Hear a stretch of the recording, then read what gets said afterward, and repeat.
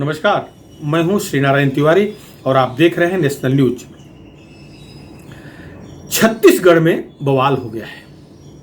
जी हां, छत्तीसगढ़ इस समय चर्चा का केंद्र बन गया है कई कारणों से। एक तो मुख्यमंत्री भूपेश बघेल को सिंहासन खाली करने का समय और वो खाली नहीं कर रहे हैं, इसको लेकर बवाल मचा हुआ है। दूसरा, छत्तीसगढ़ का राज्य स्थापना दिवस मनाया गया, उसमें प्रोटोकॉल के पालन नहीं हुए हैं। प्रोटोकॉल जो निर्धारित किए गए हैं बहुत सारे जगहों पर उनका पालन नहीं हुआ। खास तौर से जो मुख्यमंत्री के दावेदार हैं, जिनको 2.5 साल बाद मुख्यमंत्री पद सौंप देना चाहिए था पूर्व निर्धारित योजना के तहत, अर्थात स्वास्थ्य मंत्री टीएस सिंहदेव के इलाके में प्रोटोकॉल का एकदम से पालन नहीं हुआ, जिसको लेकर के बवाल मच गया है। कई जिलाधिकारियों ने कई जगह पर वरिष्ठ विधायकों को बुलाया तक नहीं है, वरिष्ठ विधायकों का नाम नहीं लिखा है स्थापना दिवस के आमंत्रण पत्र पर। तो कई जगह पर उनके नाम ऐसे जगह पर लिखे गए हैं जहां पर पढ़कर उन्हें अपमानित महसूस हो। जी, मामला बिलासपुर का है, मामला सरगुजा का है। यहाँ पर जिस तरह से अपमान होने, विधायकों के अपमान किए जाने के मामले उदाहरण सामने आए हैं, इसको लेकर बवाल मच गया है। बवाल का क्या अर्थ आप लगा रहे हैं ये आप जाने, लेकिन राजनीतिक बवाल भी चल रहा है, प्रशासनिक बवाल भी चल रहा है। स्वास्थ्य एवं पंचायत राज मंत्री, जिन्हें 2.5 साल बाद मुख्यमंत्री पद सौंप करके वर्तमान मुख्यमंत्री भूपेश बघेल को केंद्रीय नेतृत्व के साथ, केंद्रीय नेतृत्व के आदेश पर या केंद्रीय नेतृत्व द्वारा दिए गए कामों में जुट जाना चाहिए था, लेकिन वह नहीं हुआ। 2.5 साल क्या, और 3 साल होने को आए हैं, लेकिन वह नहीं हुआ। और जब जुलाई में, अगस्त में इस पर विवाद बढ़ा तो राहुल गांधी ने हस्तक्षेप करके मामले को शांत कराया, क्योंकि राहुल गांधी के हस्तक्षेप के बाद ही विधानसभा चुनाव के बाद बघेल को मुख्यमंत्री का पद मिला था, जिसमें 2.5 साल का कार्यकाल निर्धारित किया गया था। यह निर्धारण भी स्वयं कांग्रेस की ओर आज राहुल गांधी ने किया था, जिसके तहत शुरुआत के 2.5 साल बघेल को मुख्यमंत्री पद सुशोभित करना था, शेष 2.5 साल टीएस सिंहदेव को। लेकिन वह काम बघेल नहीं किए, जिसको लेकर के सिंहदेव गुट काफी नाराज है। अब वैसे बघेल गुट के जो चमचे हैं उन्हें यह बर्दाश्त नहीं होगा। उन्हें अभी भी वो यही कहते फिर रहे हैं, ये सब काल्पनिक खबरें हैं। भाई मेरे, जो 10 जनपद से खबर आती है, जो रायपुर से खबर आती है, जो नागपुर से खबर मिलती है, जो दिल्ली से खबर मिलती है, इनके आधार पर समीक्षा होती है, इनके आधार पर विश्लेषण होता है। ऐसा नहीं है कि छत्तीसगढ़ में कांग्रेस का राज्य है तो छत्तीसगढ़ को बीजेपी ने भुला दिया है, ऐसा नहीं है। छत्तीसगढ़ में कांग्रेस सत्ता में है तो आरएसएस ने छत्तीसगढ़ को भुला दिया है, ऐसा नहीं है। सबकी नजर है छत्तीसगढ़ भारत के अखंड भारत का एक हिस्सा है, जिस पर पूरे देश को नाज है। एक बात और, छत्तीसगढ़ वासियों, आप लोग बड़े भाग्यवान हो। छत्तीसगढ़ वह इलाका है जहां पर प्रभु श्री रामचंद्र जी की माता कौशल्या का जन्म स्थान है। तो छत्तीसगढ़ पर निगाह केवल भारत के लोगों की नहीं, ब्रह्मांड के लोगों की निगाह होनी चाहिए, क्योंकि भगवान प्रभु रामचंद्र जी का जन्म भले अयोध्या में हुआ है, लेकिन उनकी माता श्री छत्तीसगढ़ में पैदा हुई थी। यदि कौशल्या मां न अवतरित होती तो प्रभु राम कहां से आते। तो छत्तीसगढ़ केवल छत्तीसगढ़ वासियों का है, ऐसा नहीं है। हम अवध वासियों को तो और नाज है छत्तीसगढ़ से, छत्तीसगढ़ पर और गर्व है, क्योंकि हमारे रघुनाथ, हमारे रामलला ननिहाल जरूर गए होंगे, चारों भाई गए होंगे और उसी पवित्र धरती पर खेले होंगे जहां आप लोग आज निवास कर रहे हैं। तो मैं अवध वासियों की तरफ से, मैं समग्र हिंदुस्तान की तरफ से उस पवित्र धरती को प्रणाम करता हूं। हाँ, अब आई मुद्दे की बात, वो ये है कि विवाद जो बवाल मचा हुआ है उस पर समूचे भारतवासियों की निगाह है। उसका एक कारण यह है कि वहां बड़े पैमाने पर फिर से मिशनरियां सक्रिय हो गई हैं, धर्मांतरण बड़े पैमाने पर हो रहा है। यह खबर दुखद है। जब से नई सरकार आई है, अर्थात भूपेश बघेल की सरकार बनी है, मिशनरियों का कामकाज बड़े ही लार्ज स्केल पर चालू हो गया है। क्रिप्टो क्रिश्चियन बड़े पैमाने पर बन रहे हैं। अब आप समझ गए होंगे क्रिप्टो क्रिश्चियन मैं किसको कह रहा हूं। बहुत सारे ऐसे भी वहां कांग्रेस के नेता हैं, मैं किसी मुखिया का नाम नहीं ले रहा हूं, जो क्रिप्टो क्रिश्चियन हैं। सरनेम खाली उनका हिंदुओं का है, नाम उनका हिंदुओं का है, लेकिन गले में छोटा सा क्रॉस होगा, घर में क्रॉस रखे होंगे, दिखावा के रूप में वो भले पूजा पाठ करते हो, लेकिन सब क्रिप्टो क्रिश्चियन हैं। क्योंकि कांग्रेस में या तो ईसाइयों की पहुंच होती है कि पूंछ होती है, अथवा अल्पसंख्यक कहलाने वाले बहुसंख्यक बनते जा रहे मुसलमानों की पूंछ है। फिरोज खान के पोते अगर सत्ता में है, सत्ता मतलब कांग्रेस सत्ता में है, और इटली वाली महारानी जो हमारे हैं, अगर उनका प्रभाव है तो ये सब होता रहेगा, इसमें कोई दो राय नहीं। इसलिए सबकी निगाह छत्तीसगढ़ पर है। छत्तीसगढ़ और झारखंड में बड़े पैमाने पर धर्मांतरण हो रहा है। देखिए, रिपोर्ट कोई काल्पनिक नहीं है, रिपोर्ट आईबी के थ्रू भी केंद्र सरकार के पास गई हैं, और जो जानकारियां हम लोगों को मिल रही हैं उसके मुताबिक अगर समय रहते नहीं रोका गया तो छत्तीसगढ़ का रूप बिगड़ सकता है। पंजाब में भले कैप्टन अमरिंदर सिंह आज मुख्यमंत्री नहीं है, लेकिन उन्होंने भी ये पाप किया है। वहां भी बहुत बड़े पैमाने पर धर्मांतरण हुआ है।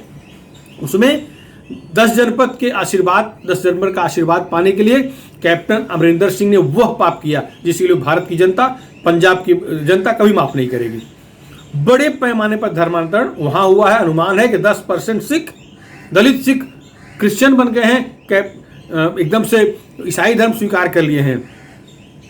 क्या अर्थ होगा, क्या निकलेगा इसका मीनिंग, भविष्य में क्या होगा। वैसे छोटा सा राज्य जहाँ सिख हैं, पंजाब है, पंजाब के बाहर न के बराबर सिख हैं, थोड़े से हमारे उत्तर प्रदेश में हैं, थोड़े से महाराष्ट्र के नांदेड़ में हैं, तो उनमें धर्मांतरण हो जाएगा, तब क्या करेंगे बेचारे।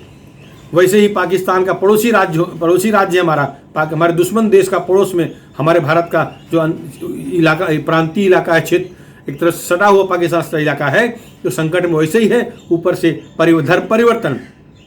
तो छत्तीसगढ़ में धर्म परिवर्तन जिस तरह से बढ़ रहा है, इसको लेकर सबको चिंता हो रही है। भूपेश बघेल पर आरोप लगाया जा रहा है कि वो धर्म परिवर्तन रोकने में असफल हैं, विफल हैं। अब वो 2.5 साल मुख्यमंत्री का पद छोड़ करके उन्हें अन्य कामों में जाना चाहिए था, वो नहीं जा रहे हैं। इसका मतलब हुआ कि 10 जनपद से उन्हें आशीर्वाद मिला हुआ है।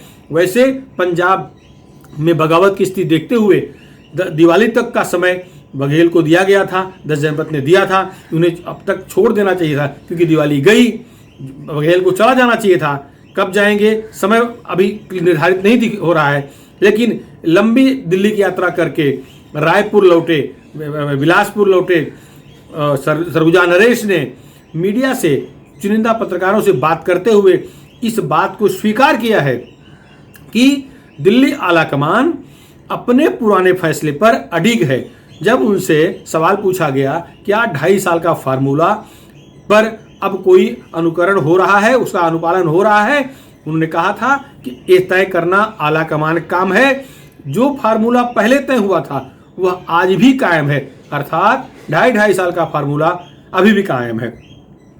पूरे छत्तीसगढ़ में जो सिंहदेव समर्थक हैं वो उबाल मार रहे हैं, अंदर से एकदम उछाल मार रहे हैं। मौका मिलते ही जैसे सिंहदेव यदि नेतृत्व करते हैं तो बगावत के राह पर चलने को तैयार बैठे हैं। बघेल कुर्सी से चिटके हुए हैं, वो छोड़ने के मूड में नहीं दिखाई दे रहे हैं। छल प्रपंच जो भी सत्ता पाने के लिए करना चाहिए वो कर रहे हैं। अपने आलाकमान को खुश करने का काम बघेल बाकायदा बाखूबी कर रहे हैं, उन्हें राजनीति करने आता है। अब राजनीति साथ पर आप लगाइए। वैसे यदि भगवान श्री राम के आदर्श को पालते तो भगवान श्री राम का ननिहाल था, जो माता के सौतेली माँ के कहने पर अगर वनवास जाते हैं, ऐसे भगवान श्री राम के ननिहाल वाले उस प्रदेश में ऐसा वचन कटे, यह उचित नहीं है, ये उचित नहीं है। खैर, राम तो कभी कांग्रेस के लिए काल्पनिक पात्र हुआ करते थे। आज भले ही 10 जनपद के आलाकमान दर दर भटक रहे हों, मंदिर में ठोकरे खा रहे हों, और प्रियंका वाड्रा त्रिपुंड लगा रही हों, राहुल गांधी जनेऊ बाहर पहन रहे हों, लेकिन यही लोग जब मनमोहन सिंह की सरकार थी, ये जो पहले की सरकारें जब भी रही हैं, राम को काल्पनिक पात्र कहते थे, रामेश्वरम के पुल को भी काल्पनिक कहते थे, ऐसे ऐसे ऐसे कांग्रेसियों से क्या उम्मीद की जाए? भगवान राम का अनुकरण करेंगे, आदर्शों का पालन करेंगे, इस पे उम्मीद रखना ही बेईमानी होगी। लेकिन यहाँ बगावत का पूरा पूरा अवसर है। सिंहदेव समर्थक एकदम से तैनात हैं, डटे हुए हैं। उन्हें जैसे ही संकेत मिलेगा वो अपने हिसाब का फैसला कर सकते हैं। अब जो दूसरा बवाल है वो प्रशासनिक बवाल है। 1 नवंबर को राज्य स्थापना दिवस था, तो वहाँ पर बिलासपुर विधानसभा सीट के विधायक शैलेश पांडे को जो सम्मान जिला अधिकारी द्वारा दिए गए कार्ड भेजे गए कार्ड में या कार्ड आमंत्रण पत्र में जो मिलना चाहिए था वो नहीं मिला। उन्हें योग्य स्थान तक नहीं दिया गया। इससे नाराज होकर के उन्होंने मुख्यमंत्री को पत्र लिखा कि तत्काल वहाँ के कलेक्टर खिलाफ कार्रवाई करें, तत्काल कार्रवाई करें। उनको ट्रांसफर ही नहीं, उनके खिलाफ और भी कठोर कार्रवाई की मांग उन्होंने की है। सारांश मित्तर बिलासपुर के कलेक्टर हैं। इन पर आरोप है कि इन्होंने ऊपरी सतह पर यह अपमान भरा कदम उठाया है, जिसको लेकर के विधायक नाराज हैं। अब सबसे बड़ी बात यह है कि जो प्रोटोकॉल निर्धारण हुआ है वो कैबिनेट में हुआ है। कैबिनेट का निर्णय ये सुनिश्चित है कि कौन कितना सम्मान के लायक है। राज्य के राज्यपाल सर्वोच्च हैं राज्य के हिसाब से, मुख्यमंत्री, कैबिनेट मंत्री, राज्य मंत्री, फिर विधायक राज्य के हिसाब से, इसके बाद जिला पंचायत अध्यक्ष और नीचे की सारी बॉडी। इनका क्रम तय है। लेकिन यदि इनके बीच में ही कोई केंद्रीय मंत्री आता है तो केंद्रीय मंत्री राज्यपाल और मुख्यमंत्री के बाद सर्वोच्च स्थान पाएगा, यह भी निर्धारित हुआ है।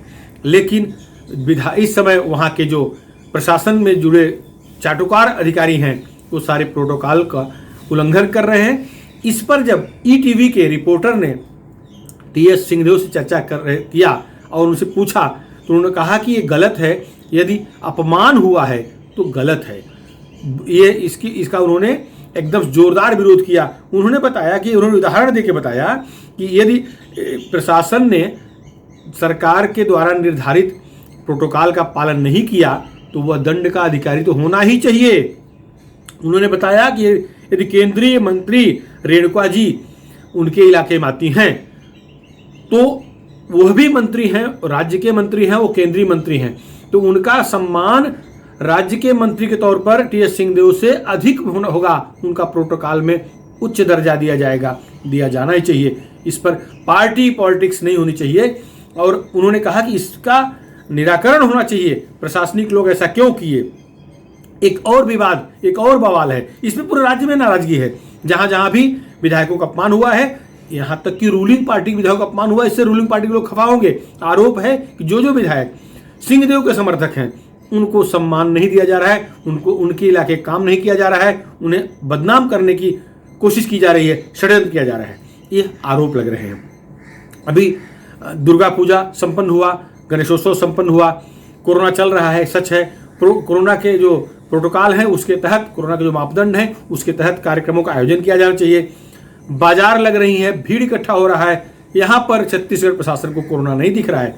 लेकिन दिवाली के 6 दिन बाद छठ पूजा में नया आदेश जारी हो गया, जिसमें कहा गया है कि जिन्होंने 2 डोज नहीं लिया होगा तो उन्हें छठ पूजा में शामिल करने का अधिकार नहीं रहेगा, उन्हें परमिशन नहीं मिलेगा। अब बताइए, इस पर भी लोग नाराज हैं। ये भी कहा जा रहा है कि नाराज करने के जानबूझ के ऐसा किया जा रहा है। उत्तर प्रदेश और बिहार और झारखंड और यहाँ छत्तीसगढ़ के बड़े पैमाने पर लोग छठ पूजा मनाते हैं। तो छठ पूजा मनाने वाले कौन होंगे? निश्चित रूप से सनातनी होंगे। तो सनातनियों का सम्मान, सनातनी लोगों का सम्मान कांग्रेस के कार्यकाल में होगा, ऐसा कल्पना करिए, सोचिए। ढोंग ढकोसला होगा, त्रिपुंड लगेगा, चंदन लगेगा, रुद्राक्ष पहन के मंच पर जरूर देवी स्तोत्र पढ़ा जाएगा। मैं प्रियंका वाड्रा की बात कर रहा हूं। लेकिन सनातन धर्म की रक्षा के लिए कुछ करना है तो कांग्रेस एक कदम आगे नहीं बढ़ेगी। अगर पर कतरना होगा तो वही काम करेगा, ऐसा आरोप भाजपा के लोग लगा रहे हैं। अब छठ पूजा पर प्रोटोकॉल प्रशासन की तरफ से आ गया है, इसका भी सिंहदेव ने विरोध किया है। उन्होंने कहा है कि मैं ही मंत्री हूं इस विभाग का, लेकिन अगर प्रोटोकॉल का पालन करना था तो सभी धार्मिक आयोजनों में किया जाना जरूरी था, अभी छठ पूजा पर ही क्यों? उन्होंने माना है कि तीसरी लहर के लिए ये जरूरी है, तीसरी लहर रोकने के लिए कि सब लोग टीका ले लें, और जो प्रोटोकॉल हैं इसके कोरोना के, उसका पूरी तरह से पालन करें, दूरी बना कर रखें, मास्क लगाएं। लेकिन छठ पूजा रुके, छठ पूजा में बाधा पैदा हो, ऐसा प्रशासन कोई काम नहीं करना चाहिए, ये निश्चित है। खैर, ये भी बवाल बनेगा। जिलाधिकारी द्वारा विधायकों का अपमान बवाल बन चुका है। जिला पंचायत अध्यक्ष, जिला परिषद के अध्यक्ष, नगर निगम के महापौर या अध्यक्ष, इन सबके जो सम्मान में कमी दिखाई गई है, ये भी बवाल हो रहा है। तो एक तरह से छत्तीसगढ़ चर्चा का केंद्र बन गया है। मिशनरियों द्वारा बड़े पैमाने पर धर्मांतरण, अल्पसंख्यकों द्वारा कवर्धा जैसे कई इलाकों में दंगा किया जाना, भगवान शंकर का मंदिर तोड़ करके वहाँ ईसाई कब्रिस्तान के लिए जगह देना, ये सारे मुद्दे इस समय बवाल के रूप में आगे आ रहे हैं। छत्तीसगढ़ में जिस तरह से चारों ओर बवाल दिख रहा है, उसका परिणाम बहुत सुखद होगा ऐसा नहीं लग रहा है। वही सुखद होना चाहिए, सुखद ही होना चाहिए। यदि 2.5 साल के फार्मूले पर अमल हो जाता है तो दूसरा पक्ष शांत हो जाएगा, लेकिन हाँ, यह पक्ष फिर नाराज हो जाएगा। क्या होगा, यह पक्ष बगावत करेगा कि वह पक्ष करेगा, यह समय बताएगा। टीएस सिंहदेव जिस तरह शांत दिख रहे हैं, दिल्ली से लौटने के बाद मीडिया में खुल के बात किए हैं, उससे यही लग रहा है उन्हें जो आश्वासन दिया गया था वह बदस्तूर आश्वासन जारी है। उन्होंने मीडिया से कहा भी कि उस फैसले में कोई परिवर्तन नहीं हुआ है। तो ये मुद्दा हो गया। कुल मिलाकर के छत्तीसगढ़ में बवाल ही बवाल है, चाहे वो धर्मांतरण का मुद्दा हो, चाहे सत्ता परिवर्तन का मुद्दा हो, चाहे अल्पसंख्यक तुष्टीकरण का मुद्दा हो, जो भी है, लेकिन वो बवाल तो है। फिलहाल इस मुद्दे पे इतना ही। आपको हमारा वीडियो कैसा लगा?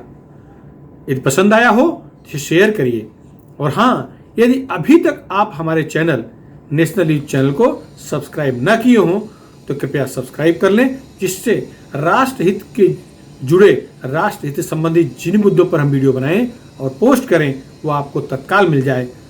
अपना रिएक्शन जरूर दें। धन्यवाद।